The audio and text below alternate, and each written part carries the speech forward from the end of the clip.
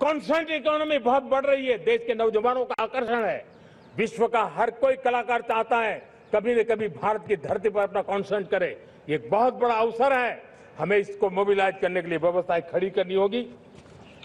साथियों, सप्तधारा की इन 7 शक्तियां, सप्त शक्तियां, उद्देश्य सिर्फ एक सेक्टर में प्रगति करने का नहीं है। एक होलिस्टिक अप्रोच के साथ हमें राष्ट्र को जो लक्ष्य लेकर के हम चल रहे हैं, जो एम्बिशन लेकर के चल रहे हैं, उस स्केल को हमें पार करने की दिशा में काम करना है। मेरे प्यारे देशवासियों, कुछ चीजें मैंने बताई हैं, लेकिन मैं इससे भी आगे सोचता हूं। मैं जरा देश को झकझोरना चाहता हूं, मैं देश की शक्ति को भी झकझोरना चाहता हूं। देश यानी सिर्फ सरकार नहीं होती है, देश यानी हर नागरिक जुड़ता है। क्या हम सोच नहीं सकते कि फॉर्च्यून 500 की चर्चा तो बहुत सुनते हैं, आने वाले एक दशक में इन फॉर्च्यून 500 में 50 कंपनियां भारत की क्यों न हो, ये लक्ष्य हमारा क्यों न होना चाहिए। आज बैंकिंग सेक्टर फल फूल रहा है। दुनिया की टॉप बैंक के अंदर भारत की बैंक का झंडा भी क्यों न फहरता हो।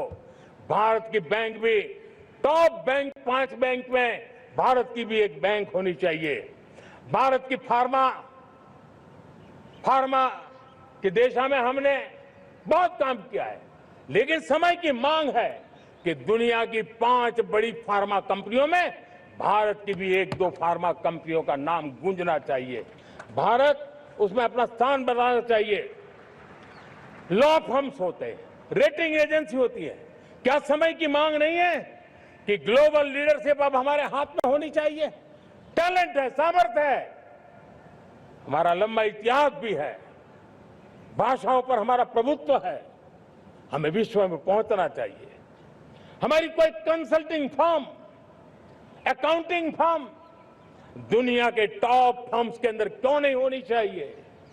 भारत की टेक्नोलॉजी कंपनियां दुनिया के अंदर सिरमौर हो, ये हमारा लक्ष्य होना चाहिए। हमारे ऐसे ब्रांड हो जिससे दुनिया आकर्षित होती हो, हमारे ब्रांड हमारे देश की पहचान हो और विश्व के लिए एक डेस्टिनेशन बन जाए, उस दिशा में हमें काम करना है। और इसके लिए मैं राज्य सरकारों को कहना चाहता हूं, मैं स्थानिक स्वराज की संस्थाओं को कहना चाहता हूं, भारत सरकार का भी यह दायित्व है कि हमें हमारे रिफॉर्म की गति बढ़ानी होगी। हमें 2047 के लक्ष्य के अनुरूप हमारी व्यवस्थाओं को विकसित करना होगा। हमें बीते हुए काल के नीति नियमों से नहीं चल सकते, हमें आने वाले सपनों के हिसाब से नीति नियमों को गढ़ना होगा। और इसको अगर हम करेंगे तो मुझे पूरा विश्वास है और मैं देशवासियों को भरोसा देता हूं, इसी रास्ते मेहनत में कोई कमी न करते हुए हम विकसित भारत का सपना पार करके रहेंगे। हमें सबको मिलकर के चलना है, केंद्र सरकार हो, राज्य सरकार हो, इंडस्ट्री हो, हम सब ने मिलकर के आगे बढ़ना है। हमें रिफॉर्म्स करते रहना है, रिफॉर्म्स को आगे बढ़ाते रहना है। और मैंने पहले भी कहा था, हम रिफॉर्म कंपल्सन से नहीं, कन्विक्शन से कर रहे हैं, लक्ष्य को प्राप्त करने के लिए कर रहे हैं। मेरे प्यारे देशवासियों, जब मैं विकसित भारत की बात कर रहा हूं, देश को तेज गति से आगे बढ़ाने की बात कर रहा हूं, उसका सबसे बड़ा लाभार्थी कौन है? इन सारे प्रयासों का सबसे बड़ा साधक कौन है?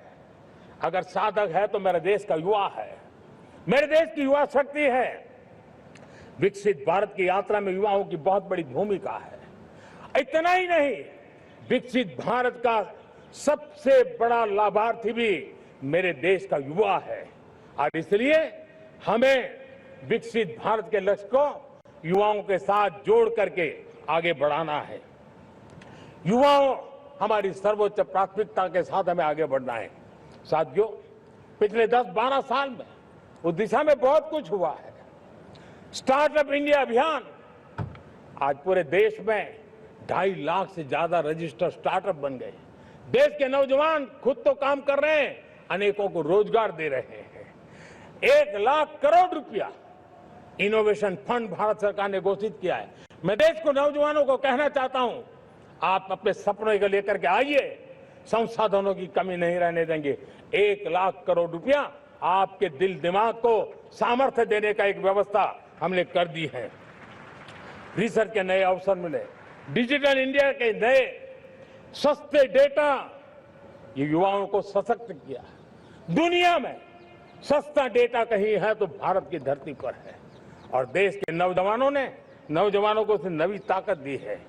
स्किल इंडिया हमने नेशनल प्रोग्राम बनाया है, स्पेस सेक्टर को हमने ओपन कर दिया, नेशनल ड्रोन पॉलिसी हमने बनाई है, खेलो इंडिया पॉलिसी बनाई है।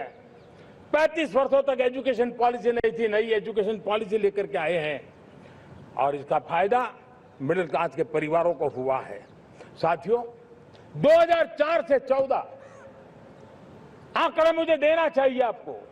2004 से 14 हमारे देश में 350 से भी कम यूनिवर्सिटी थी, और आज 10-12 साल के भीतर भीतर करीब 650 नई यूनिवर्सिटी जुड़ चुकी हैं।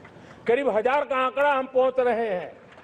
2014 के पहले मेडिकल की सिर्फ 400 सीटें हुआ करती थी, आज करीब 850 सीटें मेडिकल की हो रही है। इतना ही नहीं, अब विदेशी यूनिवर्सिटी भी भारत की धरती पर आ रही है।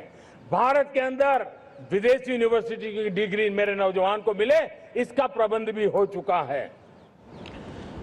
हमारे देश के युवा मन बचपन से ही टेक्नोलॉजी की तरफ आकर्षित हो, उस दिशा में हम काम कर रहे हैं, और इसलिए हमने करीब 10,000 से अधिक अटल टिंकरिंग लैब छोटे छोटे बच्चों के हवाले कर दी है, ताकि उनका इनोवेशन और टेक्नोलॉजी के अंदर उनका मन बने।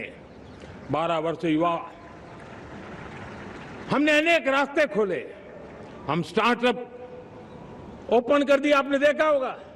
भारत के प्राइवेट स्टार्टअप 28 साल की एवरेज उम्र के बच्चों ने, नौजवानों ने दुनिया में पहले ही ट्रायल में अपना सैटेलाइट लॉन्च कर दिया और रॉकेट लॉन्च कर दिया। उन्होंने बहुत बड़ा काम कर दिया साथियों।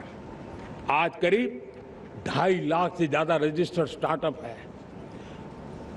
हमने पिछले दिनों एआई इंपैक्ट समिट किया था। एआई का विस्तार बहुत तेजी से बढ़ रहा है। लाल किले से मैं देश के नौजवानों के लिए घोषणा करना चाहता हूं। हमने तय किया है कि आने वाले 1 वर्ष में 1 करोड़ युवाओं को एआई स्किल के लिए ट्रेनिंग देने का हम काम करेंगे, ताकि हमारा देश का नौजवान एआई की दुनिया में भी नेतृत्व करने का सामर्थ्य। मेरे साथियों, बायो इकोनॉमी एक नया क्षेत्र है। एक समय था 2014 के पहले सिर्फ 60,000 करोड़ रुपए का बायो इकोनॉमी का काम होता था।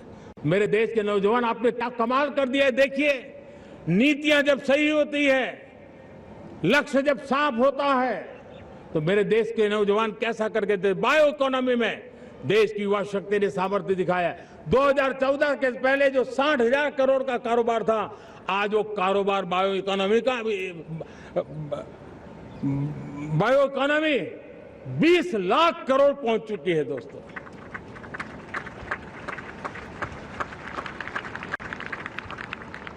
दो 2009-10 का कालखंड था, सिर्फ 25 लाख इलेक्ट्रिक व्हीकल हमारे देश में बिके थे। 1.5 लाख इलेक्ट्रिक व्हीकल बिके थे 2009-10 में। 1.5 लाख इलेक्ट्रिक व्हीकल। इस 25-26 में 25 लाख इलेक्ट्रिक व्हीकल बिके हैं। मेरे प्यारे देशवासियों, एविएशन सेक्टर भी मेरे नौजवानों के लिए बहुत तेजी से आगे बढ़ रहा है। नए एयरपोर्ट, नए रूट, नए रोजगार के अवसर बना रहे हैं। मेंटेनेंस, ओवरहॉलिंग, इसके भी कारण देश में बहुत बड़ी मात्रा में स्किल मैन पावर को काम मिल रहा है। मेड इन इंडिया हवाई जहाज बनाने की दिशा में हमने सफलता पाई है। Made in India defence transport aircraft C295 already अपनी उड़ान भर चुका है, सफल उड़ान भर चुका है। ये देश के नौजवानों के लिए, मेरे साथियों, ड्रोन ने भी बहुत बड़ा काम किया है। स्वामित्व योजना गांव में ड्रोन से स्वामित्व योजना सफल हो रही है। करीब 3.25 करोड़ परिवारों को स्वामित्व योजना का लाभ मिला है और इसके कारण 140 लाख करोड़ रुपए जैसी संपत्ति अनलॉक हुई है, जिसके कारण बैंक से लोन मिल सकता है, लोग अपना कारोबार कर सकते हैं। मेरे प्यारे देशवासियों, हमारे मध्यम वर्गीय परिवारों के सामने एक बहुत बड़ा बोझ बन चुका है कोचिंग क्लासेस की स्पर्धा। हर माँ बाप को लग रहा है कि कोचिंग क्लास में बच्चे को नहीं भेजा तो हम प्रतिष्ठित परिवार नहीं है। इन गरीब और मिडिल क्लास परिवारों की हम चिंता करते हुए हजारों करोड़ रुपए का उनका खर्च है वो भी बचे, बेटे भी अपने आसपास रह सके, उनकी देखभाल हो सके, परिवार पर आर्थिक बोझ न आए।